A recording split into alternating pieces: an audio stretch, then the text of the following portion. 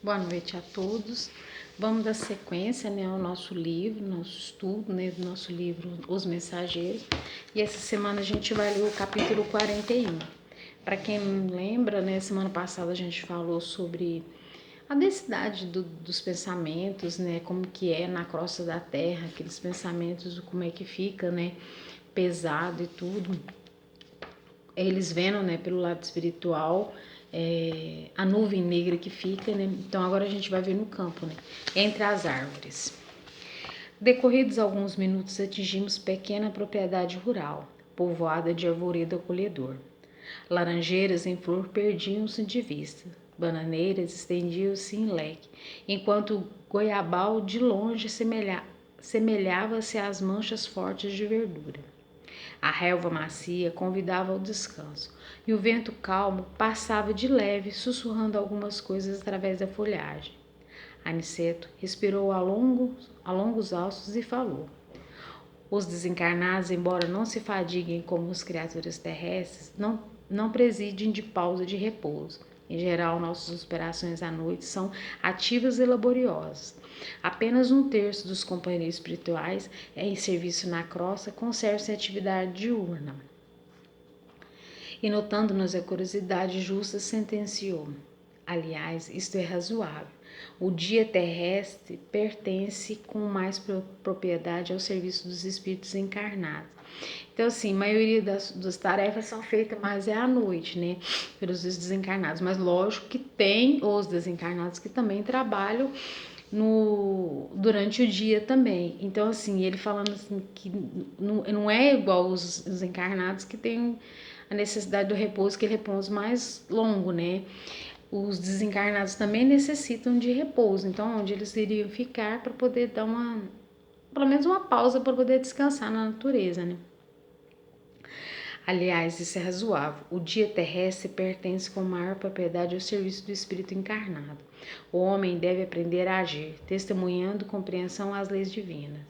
Pelo menos durante um certo número de horas, deve estar mais só com a experiência que lhes dizem respeito. Nosso instrutor amigo sorriu e observou.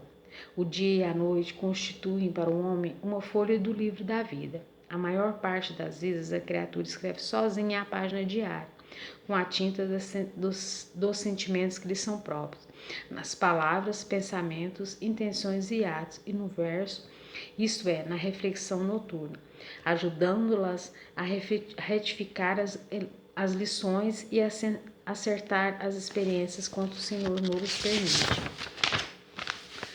Calando-se o nosso orientador, tivemos a atenção exclusivamente voltada para a beleza circundante. Aquele campo amigo hospitaleiro caracterizava-se por ambiente muito diverso, não mais as emanações pesadas da cidade grande, mas o vento leve, embalsamado de suavíssimos perfumes. Refletia eu na bondade do Senhor que nos oferecesse recursos novos, quando Aniceto voltou a dizer: a natureza nunca é a mesma em toda parte.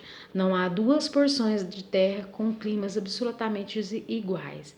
Cada colina, cada vale possui expressões climáticas diferentes. É forçoso reconhecer, porém, que o campo, em qualquer condição do círculo dos encarnados, é o reservatório mais abundante e vigoroso do princípio vital. Em geral, todos nós, os cooperadores espirituais, estimamos o ar da manhã, quando a atmosfera permanece igualmente em repouso, isentos dos globos de poeira convertidos em microscópios balões de bacilos e de outras expressões inferiores.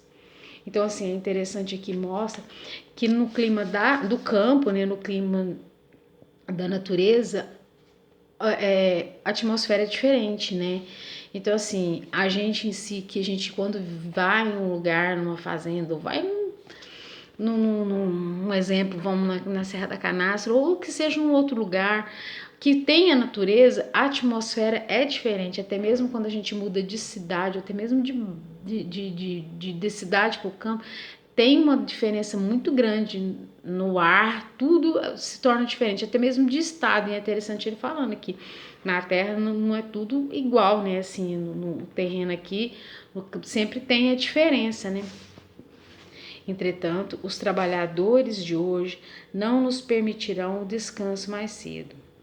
Apoiamos-nos no veludoso relvado e percebemos a sede de saber. Aniceto prosseguiu.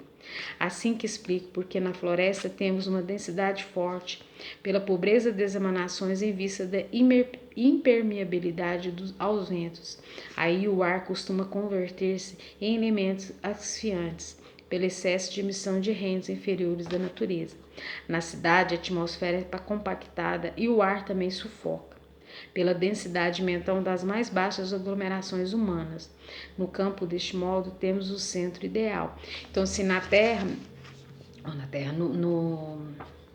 na cidade, sempre tem aquela atmosfera mais perto, como a gente viu no outro capítulo.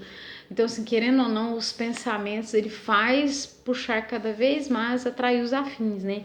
E aquela densidade vai ficando mais pesando. E no campo, sempre a densidade é mais branda, mais leve, onde você consegue repousar e restabelecer as energias, né? Tanto é que se você vai na natureza, parece que você volta, assim, com a carga cheia, né? Assim, você limpa a sua mente, você descansa, você restabelece todas as energias, né? Tem contato direto com o Criador, né? Indicando prazeroso as frontes balouçantes, acentuou. Reina aqui a paz relativa e equilibrada da natureza terrestre. Nem a selvageria da mata virgem, nem a sufocação dos fluidos humanos. O campo é o nosso generoso caminho central, a harmonia possível e o repouso desejável. Embalados ao pio de alguns juritis solitários, repousavam algumas horas magnificantes asilos no tempo da natureza. Então, assim, eles descansaram, né, um pouco lá no campo, e ali já ele sentia a diferença de como consegue, né, captar todos os fluidos vitais, restabelecendo as energias dele, né. Com as primeiras tonalidades do crepúsculo, Aniceto nos convidou ao passeio rápido pelas imediações. Reconhecia que estava muito mais bem disposto. Tem uma diferença, né? Quando a gente tem quando você está na densidade da terra, às vezes você passa naquele turbilhão. Tem uma diferença muito grande. Por exemplo, você vai num lugar tumultuado, você se sente pesada. Quando você vai num ambiente mais sereno, numa natureza, você volta, parece que mais energizada, né? Se refaz totalmente, né? Somente depois de nos locomovermos por alguns minutos, observei que nessas vizinhanças havia grande quantidade de trabalhadores espirituais. Em face das minhas interrogações, nosso mentor explicou bondosamente. O campo também vasta oficina para serviço dos nossos colaboradores ativos. Então, assim, em qualquer lugar sempre vai ter uns colaboradores que estão dispostos a trabalhar, né? E, portanto, os servidores que iam e vinham considerou. O reino vegetal possui cooperadores numerosos. Vocês possivelmente ignoram que muitos irmãos se preparem para o mérito de nossas encarnações no mundo, prestando serviço aos reinos inferiores. O trabalho com o Senhor é uma escola viva em toda parte. Neste momento, nossa atenção foi atraída ao significativo movimento na estrada próxima. Dirigimos para lá, seguindo os passos de Aniceto, que parecia adivinhar o acontecimento. Observei então que um quadro interessante do homem jazia por terra, num poço de sangue, ao lado de um pequeno veículo sustentado por um muar impaciente, dando mostra de grande inquietação.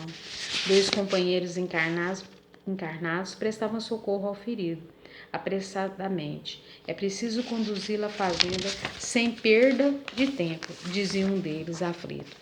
Temos haja fraturado o crânio. O número de desencarnados que auxiliava o pequeno grupo, todavia, era muito grande. Um amigo espiritual que me pareceu o chefe daquela aglomeração recebeu Aniceto e a nós com deferência e simpatia. Explicou rapidamente a ocorrência. O carroceiro havia recebido a patada de um burro e era necessário socorrer o ferido. Então, assim, eles andando um pouco, eles encontraram uma pessoa, né, caída, ensanguentada, dois encarnados, né, e mais uma espiritualidade ali trabalhando sobre ele, né. Serena situação, viu o referido superior hierárquicos chamaram o guarda do caminho, interpelando. Glicério, como permitiu semelhante acontecimento? Este trecho da estrada está sob sua responsabilidade direta. O subordinado, respeitoso, considerou sensatamente. Fiz o possível para salvar esse homem, que aliás é um pobre pai de família. Meus esforços foram impróprios. Meus esforços foram impropícios pela imprudência dele. Há muitos procuro cercá-lo de cuidado sempre que passo por aqui. Entretanto, o infeliz não tem o mínimo respeito pelos dons naturais de Deus e de uma grosseira inominável para com os animais que auxiliam o ganhar do pão. Não sabe senão gritar, encorajar, sussurrar e ferir. Tem a mente fechada às sugestões do agradecimento. Não estima senão a praga e o chicote. Hoje, tanto perturbou o pobre Moar, que ajuda tanto. Hoje, tanto perturbou o pobre Moar, que o ajuda. Tanto o castigou, que pareceu mais animalizado. Quando se tornou quase irracional pelo excesso de fúria e ingratidão, meu auxílio espiritual se tornou ineficiente. Atormentado pelas desgraças de cólera do condutor, o burro humilde atacou com a pata. Que fazer? Minha obrigação foi cumprida. Então, assim, o homem era tão insensato e tão ruim, vamos ser bem francos, ruim, que o burro que ajudava ele nos trabalhos diários da fazenda, eles não sabiam agradecer, né, ou tratar bem o animal. Então, tudo que é tratado com ódio, com rancor, tem o seu retorno, né? Você tem que respeitar a natureza. O burro também é filho de Deus, é o filho do Criador, você tem que respeitar. E o que ele fazia? Ele chicoteava, ele xingava o burro, foi chegando ao ponto que o burro, ele estava tão mais animal do que o próprio burro. O burro foi e deu uma patada nele, onde acertou na cabeça dele, né? O superior, que ouvia atenciosamente as alegações, respondeu sem hesitar: tem razão. E como dirigisse o olhar a Aniceto, desejando aprovação, nosso orientador afirmou: auxiliemos o homem quando esteja em nossas mãos. Cumpramos nosso dever com bem, mas não desprezemos as lições. Esse trabalhador imprudente foi punido por si mesmo. A cólera e punida por sua consequência. Então, a cólera que ele fez vai ser punida pela consequência dele. Aconteceu isso tudo porque ele não abriu a mente, não conseguiu deixar que o bem prevalecesse, né? O mal segue-se o mal. Se os seres inferiores, nossos irmãos no grande lar da vida, nos fornecem os valores do serviço, devemos dar-lhe, por sua vez, os valores da educação. Ora, ninguém pode educar odiando, nem edificar algo de útil com a fúria e a brutalidade. Indicando o grupo que se conduzia ferida a uma casa própria, concluiu imperturbável. Como homem comum, nosso pobre amigo sofrerá muitos dias, chumbado ao leito, entre as aflições dos familiares, demorando-se um tanto a restabelecer equilíbrio orgânico, mas como espírito eterno recebeu agora uma lição útil e necessária. Altamente surpreendido, reparei na grande serenidade do nosso orientador e comecei a compreender que ninguém desrespeita a natureza sem o doloroso choque do retorno a todo tempo. Assim, eu achei muito bonito isso aqui, porque assim, às vezes as pessoas maltratam tanto os animais achando que não vai ser punida, né? Que aquilo não tem retorno, mas tem. Nada perante Deus foge aos olhos de Deus, né? Então, assim, ele maltratou tanto o animal que o animal teve o retorno. Então, assim, a cólera, né, como disse aqui, né, a cólera sempre vai ser tratada com essa inferioridade, né? Então, se você trata com mal, você vem com ódio, você vai ter o retorno. Você está colhendo aquilo que você plantou, né? E é muito bonita essa frase aqui. E comecei a compreender que ninguém desrespeita a natureza sem o doloroso choque do retorno a todo tempo. Então a gente tem que cuidar com o que planta, né? Porque a lei do retorno, ela é a única que a gente não vai conseguir fugir, né? E tratar o semelhante, tratar os animais como gostaria de ser tratado e com respeito, com amor a Deus, né? E agora eu vou dar espaço para quem quiser comentar.